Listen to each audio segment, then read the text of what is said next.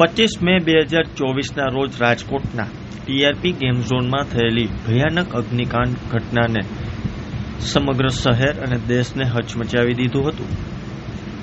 દાયકાઓ સુધી યાદ રહે તેવી આ દુર્ઘટના અનેક નિર્દોષ જીવ ગુમાવી પડ્યા હતા. આ ઘટનાને આજે 1 વર્ષ થવા જઈ રહ્યું છે. છતાં પણ પીડિત પરિવારોને હજુ પણ ન્યાય માટે લડી રહ્યા છે. રાજકોટ બાર એસોસિએશનના પૂર્વ પ્રમુખ એડવોકેટ સુરેશ ફળદુ પીડિતોની તરફેથી અદાલતમાં આ કેસ લડી રહ્યા છે.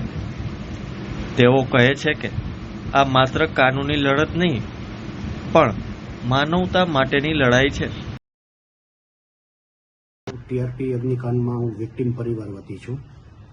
25/5/2024ની રાજકોટની ટીઆરપી અગ્નિકાંડની દુઃખદ ઘટના.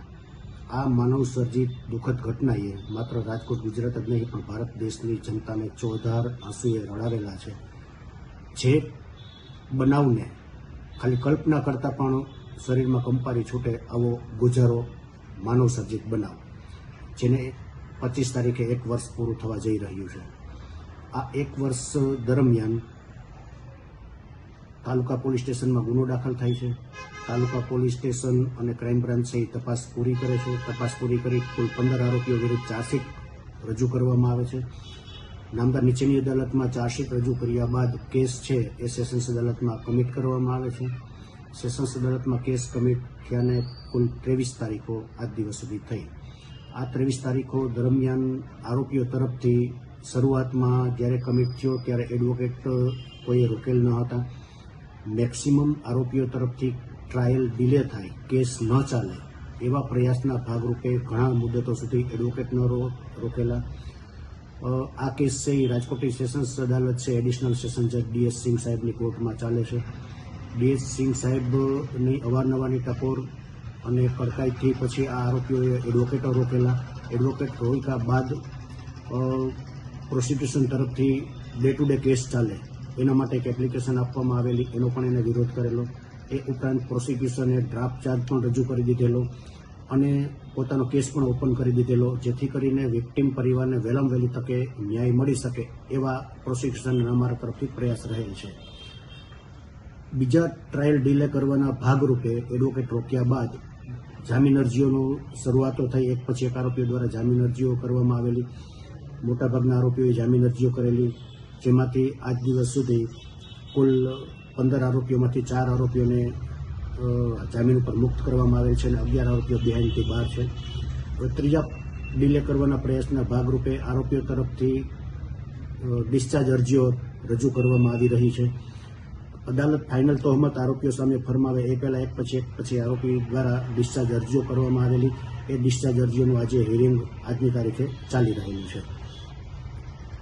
આ કેસ જોઈ તો જે રીતે ગુજરાતમાં તક્ષશિલા, મોરબી ઝૂલતો પુલ, હરણી બોટકાંડ, આ જે બધા જે ઘટનાઓ છે અને આ ટીઆરપી અગ્નિકાંડ, એ બધી બહુ મોટી કરુણ દુર્ઘટનાઓ છે.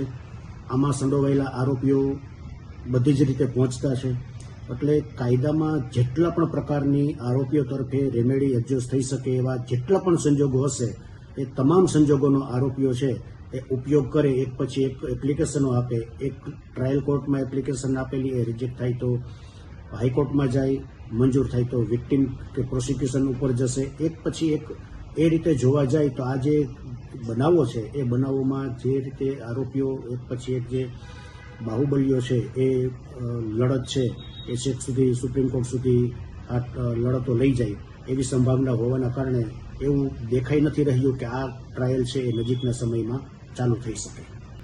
આરોપીઓમાં અત્યારે જે 4 આરોપીઓના જામીન મંજૂર થયા છે એનો હાઈકોર્ટમાંથી જે જામીન મંજૂર થયા છે એનો ત્યાંના સ્પેશિયલ પીપી છે એ કેન્સલેશન બેલ માટે કાર્યવાહી કરશે અને અહીંના જે એક આરોપીના બેલ મંજૂર થયા છે અહીંયા સ્પેશિયલ પીપી છે એ કેન્સલેશન માટેની કાર્યવાહી કરવાના છે. 11 આરોપીઓ છે બિહાઇન્ડથી બહાર છે. બાકીના આરોપીઓ છે એ ડિસ્ચાર્જ અરજી કરી રહ્યા છે પોતાના બિનતહોમત છોડવા માટે.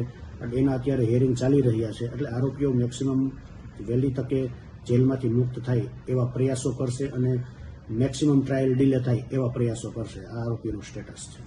અમે વિક્ટીમ પરિવાર વતી છીએ, પણ અમારી એક લિમિટ હોય છે. અમે પ્રોસિક્યુશનને હેલ્પ કરી અને મેક્સિમમ વહેલામાં વહેલી ટ્રાયલ શરૂ થાય અને આરોપીઓ બેહેનથી બહાર રહે અને ટ્રાયલ શરૂ થાય, કારણ કે બહાર મુક્ત થવાથી પ્રોસિક્યુશનના વિટનેસને ટેમ્પર કરવાની શક્યતાઓ રહે, ટ્રાયલ ઇઝીલી ન ચાલે, બેલ જમ્પ કરે અથવા કોઈ ટ્રાયલમાં હાજર ન રહે, જેના કારણે ટ્રાયલ ડિલે થાય.